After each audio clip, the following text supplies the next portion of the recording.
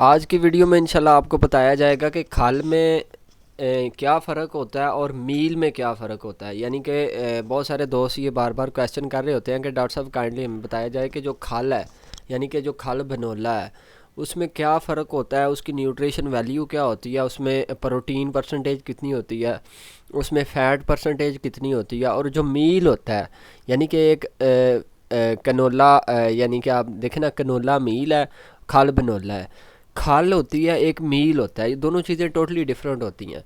और दोनों चीज़ों की न्यूट्रिशन वैल्यूज़ में भी डिफरेंस होता है, उसमें भी ख़ासा डिफरेंस आ रहा होता है। तो आज की वीडियो में इंशाल्लाह आपको ये सारी बातें बताई जाएंगी। और इसके अलावा बताया जाएगा कि खाल को आप कितना वनडे में इस्तेमाल कर सकते हैं। यानी कि जो आप टीएमआर बनाते हैं, खाल को आप टीएमआर में इस्तेमाल कर सकते हैं या नहीं कर सकते। और तीसरे नंबर पे इंशाल्लाह डिस्कस की जाएंगी कि खाल में कौन से ऐसे केमिकल्स होते हैं, कौन सी ऐसी चीज़ें होती हैं जो जानवर को नुकसान देती हैं, और उस नुकसान से हमने किस तरह बचना है। तो इंशाल्लाह ये सारी चीज़ें आपके साथ वीडियो में डिस्कस की जाएंगी। औज़ुबिल्लाहिमिनश्शैतानिर्रजीम, बिस्मिल्लाहिर्रहमानिर्रहीम। मेरा नाम है जी डॉक्टर अरसलान खालिद। आज दोबारा एक नई वीडियो लेके और बहुत ही इंटरेस्टिंग और अहम टॉपिक लेके आपकी खिदमत में हाज़िर हुए हैं। आज की वीडियो में इंशाल्लाह आपके साथ डिस्कस किया जाएगा, तफसील से डिस्कस किया जाएगा, खल क्या होती है और मील क्या होता है, खल को किस तरह बनाया जाता है और मील को किस तरह बनाया जाता है, खल में प्रोटीन की क्या वैल्यूज़ होती हैं और मील में प्रोटीन और फैट की क्या परसेंटेज होती है, खल को हमने वनडे में किस तरह इस्तेमाल करना होता है और कितनी परसेंटेज तक हम खल को वनडे में इस्तेमाल कर सकते हैं, और प्रोटीन की कितनी परसेंटेज को हम मील की कितनी परसेंटेज को हम वनडे में इस्तेमाल कर सकते हैं। खल में ऐसे कौन से इंग्रेडिएंट्स और ऐसे कौन से एंटी न्यूट्रिशनल फैक्टर्स होते हैं जो जानवर को अफेक्ट कर रहे होते हैं। तो इंशाल्लाह ये सारी चीज़ें आपके साथ वीडियो में डिस्कस की जाएंगी। वीडियो स्टार्ट करने से पहले तमाम दोस्तों से, तमाम भाइयों से गुजारिश है कि जिस भाई ने अभी तक चैनल को सब्सक्राइब नहीं किया वो चैनल को सब्सक्राइब करे और बेल आइकन पे प्रेस करे ताकि हर नई आने वाली वीडियो आप तक प्रॉपरली पहुंचती रहे। और दूसरे नंबर पे वीडियो को शुरू से लेकर एंड तक कंप्लीट देखा करें ताकि उसमें कोई भी ऐसी चीज़ जो आप स्किप ना करें और ऐसी कोई भी चीज़ ना हो जो आप उसमें क्रॉस करके चले जाएं। और वीडियो को आगे से आगे शेयर किया करें ताकि जितनी भी अच्छी इन्फॉर्मेशन होती है वो आपके दूसरे दोस्तों तक भी पहुंची करे और वो भी इससे से ज़्यादा मुफीद हो सकें। तो चलते हैं आज की वीडियो की तरफ। देखें, खल बनोला के मैं आपकी एग्जांपल दे के, खल बनोला की एग्जांपल दे के आपको सारी चीज़ें समझाऊंगा। अच्छा, ये टॉपिक डिस्कस करने की ज़रूरत इसलिए पेश आई क्योंकि हमारे बहुत सारे फार्मर हजरात और बहुत सारे दोस्त हजरात ये हमसे पूछ रहे होते हैं कि डॉक्टर साहब काइंडली हमें बताया जाए कि खल बनोला जो है उसको हम वनडे में इस्तेमाल कर सकते हैं या नहीं कर सकते, और अगर कर सकते हैं तो उसमें कितनी परसेंटेज हमने उसमें इस्तेमाल करनी होती है, और अगर नहीं कर सकते तो हमने क्यों नहीं करनी होती, और उसके साथ हमने कौन सी ऐसी चीज़ें इस्तेमाल करनी होती हैं जिसके इस्तेमाल करने से जानवर को पॉजिटिव इफ़ेक्ट आएगा, यानी कि कोई मसला मसाइल नहीं आएगा। तो देखें, खल बनोल जैसे ही कपास की फसल आती है ना, बनोला की फसल आती है, तो उसको जब मिल में लेके जाया जाता है तो उसमें से बनोला में से जब उसको खल बनाई जाती है, उसकी बेसिकली खल में और मील में फ़र्क ये होता है कि जो खल होती है ना बनोला की, उसमें फ़ैट की परसेंटेज ज़्यादा होती है। यानी फ़ैट की परसेंटेज का मतलब ये है कि उसमें ऑयल कंटेंट ज़्यादा होता है। यानी कि एक अगर आप मिल में हैं तो आप उसमें, आप अगर खल बनोला बना रही है कोई मिल, अगर उसमें को अच्छी मिलावट के बगैर, बनोला में मिलावट किए बगैर अगर वो खल बना रही है, तो उसमें जब वो उसको प्रेसिंग करके क्रॉस करेगी तो उसमें क्या होगा नॉर्मली कि उसमें जो है वो जैसे ही वो उसको प्रेस करके आगे गुजारेगी, तो प्रेस करके गुजारेगी तो उसमें ऑयल कंटेंट कुछ ना कुछ रह जाता है खल में। तो खाल में बेसिकली क्या होता है कि खाल में ऑयल का कंटेंट ज़्यादा होता है, तेल की परसेंटेज जो है वो ज़्यादा होती है। और ये चीज़ और आपके साथ डिस्कस करता जाऊँ कि जो भी खाल है जब उसमें ऑयल की परसेंटेज ज़्यादा होगी, जब उसमें ऑयल कंटेंट ज़्यादा होगा, इट मींस कि ये इन्वर्सली प्रोपोर्शन है। इन्वर्सली प्रोपोर्शन का मतलब ये है कि ऑयल कंटेंट ज़्यादा होगा, इट मींस कि फ़ैट परसेंटेज ज़्यादा होगी, और जब फ़ैट परसेंटेज ज़्यादा होगी तो उसमें उतनी प्रोटीन कम होगी। और जैसे ही देखें, एक खल है ना, खल को जब आपने प्रेस करके लेके आए हैं, वो आपके पास खल बनोला आ गई है, बगैर मिलावट किए अगर खल बनोला आपके पास आ गई है, तो अगर आप उसमें से और ज़्यादा ऑयल कंटेंट निकाल देंगे तो फिर वो आपके पास आ जाएगी मील की परसेंटेज, मील बन जाएगा वो आपके पास।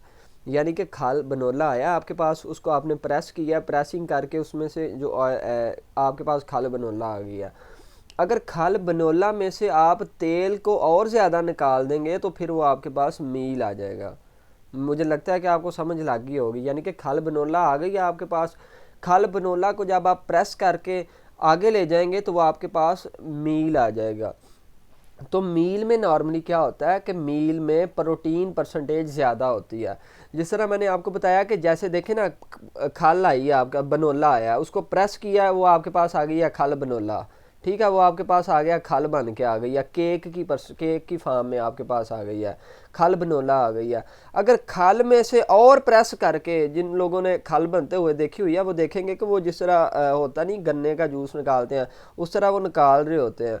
तो अगर उसमें प्रेसिंग करके ऑयल और ज़्यादा आप निकाल लेते हैं, ऑयल आप उसमें सेपरेट कर लेते हैं और ज़्यादा, तो उससे क्या होगा कि वो जो बाकी कंटेंट ऑयल की परसेंटेज जिसमें कम होगी वो आपके पास आ जाएगा मील की वो उसे हम मील कहेंगे।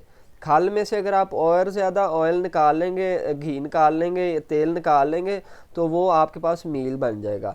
अब देखें, उसमें जो मील आएगा उसमें ऑयल कंटेंट कम होगा, इट मीन्स कि उसमें फ़ैट परसेंटेज कम होगी।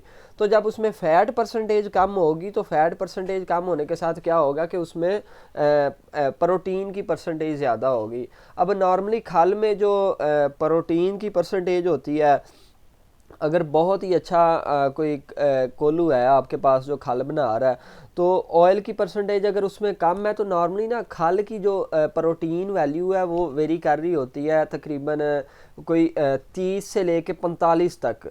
यानी कि मिलावट के बगैर अगर कोई खल तैयार हो रही है तो उसकी प्रोटीन परसेंटेज 30 से लेकर 45 तक है, डिपेंड कर रहा होता है।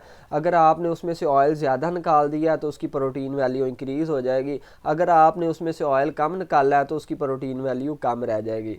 और अगर आपने बनोला में मिलावट की हुई है तो फिर उसकी प्रोटीन वैल्यूज़ तकरीबन रह जाती हैं कोई 22 तक भी चेक की है हमने, 25 तक भी, 30 तक भी आती है, 35 तक भी आती है, 40 तक भी आती है। ये सारी चीज़ें ना प्रोटीन की परसेंटेज पे ऑयल जितना आप निकाल लेंगे उतनी प्रोटीन की परसेंटेज खल में इंक्रीज़ हो जाएगी।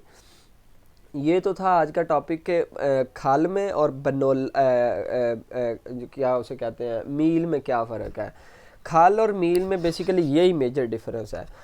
अब दूसरी चीज़ क्या है कि खाल में, अच्छा मैं ना एक बड़ी अहम चीज़ आपके साथ डिस्कस करने जा रहा हूँ कि खाल नुकसान किस तरह करती है। खाल में ना बेसिकली एक एंटी न्यूट्रिशनल फैक्ट होता है केमिकल, जिसे हम कहते हैं गोसीपोल, GOSSYPOL, गोसीपोल। अब गोसीपोल बेसिकली क्या है कि कपास की फसल में होता है 6% तक, तो 6% तक गोसीपोल इसी तरह खाल में आ जाता है। खाल में गोसीपोल की परसेंटेज कम होती है। कम किस तरह होती है कि जैसे ही वो प्रेस करके खाल को, बनोला को प्रेस करके आगे खाल बनती है तो उसमें थोड़ी सी हीट दे रहे हो, हीट पैदा हो रही होती है। तो वो हीट पैदा होने की वजह से क्या होता है कि हीट पैदा होने के साथ गोसीपोल की परसेंटेज जो है वो कम हो जाती है। यानी कोई ऐसी खाल जिसमें हीट कंटेंट ज़्यादा है, जिसमें हीट ज़्यादा मिल रही है उस खाल को, तो उसमें वो गोसीपोल की परसेंटेज कम हो जाएगी। मेरी बात को उम्मीद करता हूँ आप समझ रहे होंगे। बेसिकली होता क्या, गोसीपोल करता क्या है, मैं ये भी चीज़ आपको समझाता हूँ। पहले आप समझ लें कि गोसीपोल कितने परसेंटेज तक होता है और किस तरह सारा वो अपना काम करता है। गोसीपोल की परसेंटेज कम इस तरह होती है कि जब खल बन रही होती है तो खल जब ताज़ा ताज़ा बनती है तो थोड़ी गर्म होती है, इट मीन्स कि उसके पूरे मैकेनिज्म में कहीं ना कहीं हीट प्रोड्यूस हो रही है, उसको हीट मिल रही है। तो जैसे उसको हीट मिल रही है तो हीट के साथ गोसीपोल की परसेंटेज कम हो जाती है। ये एक एंटी न्यूट्रिशनल फैक्टर है।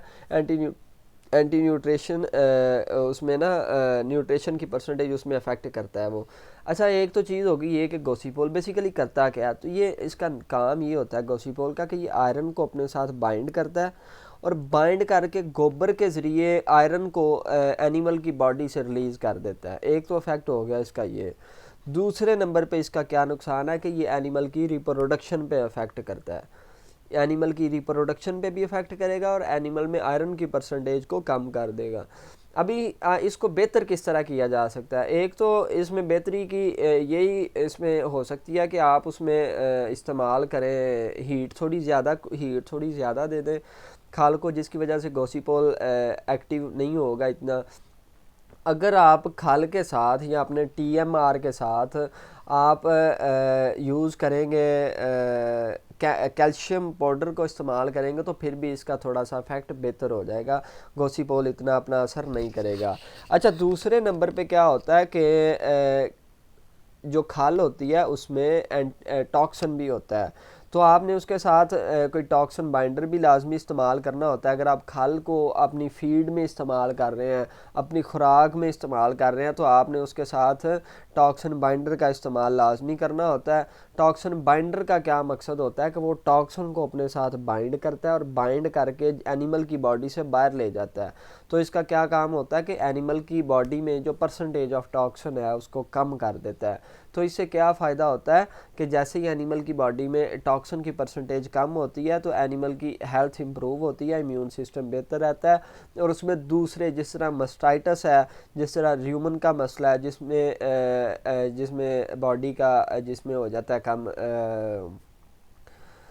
जिसमें ब्लड की पीएच डिस्टर्ब हो जाती है, एसिडोसिस की तरफ चला जाता है जानवर, तजाबियत की तरफ चला जाता है, तो वो भी परसेंटेज उसकी इम्प्रूव होना शुरू हो जाती है। इसके अलावा आप जानवर की खुराक में मीठे सोडे का इस्तेमाल लाजमी करें। तो आज की वीडियो में इतना ही है। इंशाल्लाह अगर कोई चीज़ रह गई हुई तो वो मैं इंशाल्लाह अगली वीडियो में आपके साथ डिस्कस करूँगा। उम्मीद करता हूँ कि आपको ना खल बनोला की परसेंटेज का पता चल गया होगा कि उसमें प्रोटीन परसेंटेज नॉर्मली वेरी करती है। अगर आप उसमें से तेल ज़्यादा निकाल लेंगे खल बनोला में से तो वो आपके पास उसकी प्रोटीन इंक्रीज़ हो जाएगी। अगर बहुत ज़्यादा उसमें से टोटली आप उसमें से ऑयल कंटेंट रिमूव कर रहे हैं तो वो आपके पास मील की परसेंटेज में आएगा, मील की फार्म में आएगा। तो मील से क्या होगा कि मील में ऑलरेडी क्या होता है कि उसमें प्रोटीन कंटेंट ऑलरेडी ज़्यादा होता है। अच्छा, दूसरी चीज़ है कि अगर आपने खल को वनडे में इस्तेमाल करना है तो आप 15 से 20% उसको इस्तेमाल कर सकते हैं, उसके छोटे छोटे पीसेस करके। आप चक्की पे जाएं, चक्की पे जाके उनको बताएं कि हमने इसका प्रॉपर उसमें फीड में हमने इसको इस्तेमाल करना है, तो वो आपको इसमें ना एक तो उसको हीट देकर थोड़ी सी जब उसकी प्रेसिंग करेगा और उसके आगे कटर लगा होता है तो वो छोटे पीसेस में कन्वर्ट करके आप 15 से 20% वनडे की जब आप फार्मूलेशन बना रहे होते हैं उसमें आप 15 से 20% इस्तेमाल कर सकते हैं। तो आप उम्मीद करता हूँ आज की वीडियो को समझ गए होंगे। इसके अलावा आप किसी चीज़ पे किसी टॉपिक पे वीडियो बनवाना चाहते हैं तो आप राब्ता करें, इंशाल्लाह सारी चीज़ें आपके साथ डिस्कस की जाएंगी। उम्मीद करता हूँ कि आज की वीडियो आपको बेहतर और अच्छी लगी होगी। वीडियो को उसे आगे से आगे शेयर किया करेंगे और मुझे दुआओं में याद रखा करें। तो इंशाल्लाह अपना जितना भी एक्सपीरियंस है, जो भी चीज़ें हमें पता है वो अच्छी से अच्छी चीज़ें इंशाल्लाह आपके पास लेके आया करेंगे। और इसके बाद इंशाल्लाह कोशिश की जाएगी कि डेयरी फार्म्स पे जाके उधर इंटरव्यूज़ किया करें डॉक्टर्स के, उनको एनिमल का एक एक केस या उनकी अडर डेवलपमेंट हवाने का बनाना या फीड फार्मूलेशन सारी चीज़ें डिस्कस किया करें। तो इंशाल्लाह सारी चीज़ें तब भी होंगी जब आप चैनल के साथ जुड़े रहेंगे और हमें हौसला अफजाई देंगे कि हम आपके चैनल को देख रहे हैं। तो वीडियो को लाइक भी किया करें, तो बेल आइकन को भी प्रेस करें। तो आज तक के लिए इतना ही। अस्सलाम वालेकुम।